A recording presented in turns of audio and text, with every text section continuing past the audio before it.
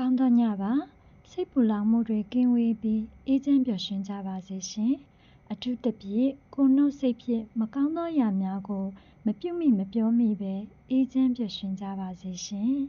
ကျမတို့ဘဝမှာကျမတို့ပြုလုပ်လိုက်တဲ့အရာတိုင်းကကျမတို့စီကိုတေချာပေါက်ပြန်ရောက်လာမယ်ဆိုတာကိုအမြဲတရပေးပါနော်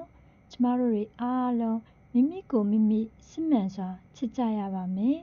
ခုချိန်မှာကျမတို့တွေအဆိုးလောကရန်တွေနဲ့ကြုံတွေ့နေရတယ်ဆိုရင်တော့စိတ်ပြတ်အားငယ်ခြင်းမဖြစ်ပါနဲ့နော်ဘလို့အကြောင်းအရာကြောင့်မှကျမတို့ရဲ့ကောင်းမွန်တဲ့စိတ်ထားလေးကိုလည်းအထိခိုက်မခံပါနဲ့နော်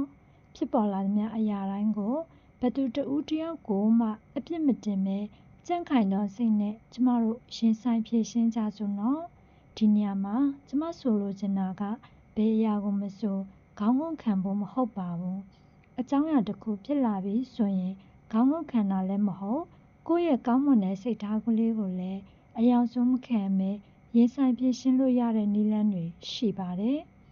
မြင်သာတဲ့ဥပမာအနေနဲ့အခုချိန်မှာအများစုကြုံတွေ့နေကြရတဲ့သစ္စာဖောက်ခံရခြင်းဆိုတဲ့အဆိုးလောကရန်တစ်ခုကိုကျမတို့ကြုံတွေ့ရပြီဆိုပါစို့ကျမတို့တွေဘယ်လိုရင်ဆိုင်ဖြေရှင်းကြမလဲဒီချက်မှာချစ်သူရည်စားတွေအတွက်ဖြေရှင်းရတာရိုးရှင်းပေမဲ့အိမ်တော်ရှင်များအတွက်တော့မလွယ်ကူတဲ့အခြေအနေတစ်ခုပါသစ္စာဖောက်ခံရပြီဆိုတဲ့ကကျမတို့မှာစိတ်ပူလောင်မှုကိုခံစားနေကြရပါပြီဒီလိုချိန်မှာကျမတို့ရဲ့စိတ်ကိုတတိကြီးကြီးထားကြရတော့မှာပါကျမတို့တွေဒေါသအလျောက်သစ္စာမဲ့သူကိုအရှက်ရအောင်လုပ်မိမယ်ဆိုရင်လည်းကျမတို့အတွက်ခဏတာစိတ်သက်သာမှုကိုပဲခံစားရမှာပါဒီအကြောင်းအရာကြောင့်ရရှိလာတဲ့စိတ်ဒဏ်ရာကတော့ပျောက်ကင်းနိုင်မှာမဟုတ်ပါဘူး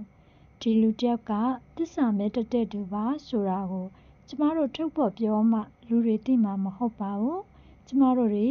ထုတ်ဖော်မပြောဘူးဆိုရင်တော့ဒီလူဟာဒီလိုဇယိုက်ရှိတတ်သူမို့အချိန်တန်ရင်ဖုံးဖိမရအောင်သိချရမှာပါပဲကို့အပေါ်မှာသူပြုတ်လိုက်တဲ့နာကျင်မှုတွေဟာလည်းကိုယ့်ဘက်ကတုတ်ပြန်စရာမလိုပဲသူ့စီကိုမလွဲမသွေပြန်ရောက်မှာပါပဲကိုပြုတ်လိုက်တဲ့အရာတိုင်းကိုပြန်ရတာလောကမှန်တရားပါဒါကြောင့်ချစ်သူရည်စားဘဝမှာသစ္စာဖောက်ခံရပြီဆိုရင်သစ္စာမဲ့သူကိုကိုယ့်ဘဝထဲကအပီးသာဖယ်ထုတ်လိုက်ပါကိုစစ်မှန်တဲ့ချစ်ချင်းနဲ့ချစ်ပြီးပုံမတောက်ပါသူနဲ့နေစဉ်ကကာလတွေထက်ရုပ်ပိုင်းဆိုင်ရာစိတ်ပိုင်းဆိုင်ရာငွေကြေးပိုင်းဆိုင်ရာမှာပုံမတာလွန်သူဖြစ်အောင်ကြိုးစားပါမိမိကိုမိမိအမှန်တကယ်အာရုံစိုက်တဲ့အခါသစ္စာဖောက်သူနဲ့ချစ်နေစဉ်ကထက်အဆက်ဆက်ရရတာလွန်ကောင်းမွန်လာမှာအမှန်ဖြစ်ပါတယ်တကယ်လို့ကျမတို့တွေအိမ်အောင်ရှင်ဘဝမှာသစ္စာဖောက်ခံရပြီဆိုရင်ချစ်သူဘဝအတွက်များစွာပိုပြီးပူလောင်ရမှာကိုနားလည်ပါတယ်ဒါကြောင့်လေကျမတို့ပိုပြီးတန်မာရပါမယ်ကျမတို့တွေဒေါသတွေနဲ့မပေါက်ကွဲပဲကျမတို့ရဲ့အိမ်နောက်ဘက်နဲ့ရှေ့ဦးစွာတိုင်ပင်ညှိနှိုင်းကြရပါမယ်ဒီနေရာမှာတချို့သူတွေကတော့ဖောက်ပြန်ခြင်းကိုလုံးဝလက်မခံနိုင်တဲ့အတွက်မညှိနှိုင်းကြတဲ့သူတွေလည်းရှိနိုင်ပါတယ်တချို့ကတော့တန်ရောစင်အရာဂုဏ်သိက္ခာအရာငွေကြေးအပါဝင်အကြောင်းမျိုးမျိုးကြောင့်လုံးဝလက်လွတ်လိုက်ဖို့ခက်ခဲတဲ့သူတွေလည်းရှိနိုင်ပါတယ်ကိုကလက်လွတ်ဖို့ခက်ခဲတဲ့သူဆိုရင်တေချာပေါက်ကိုကျမတို့ရဲ့ဒေါသကိုထိန်းချရပါမယ်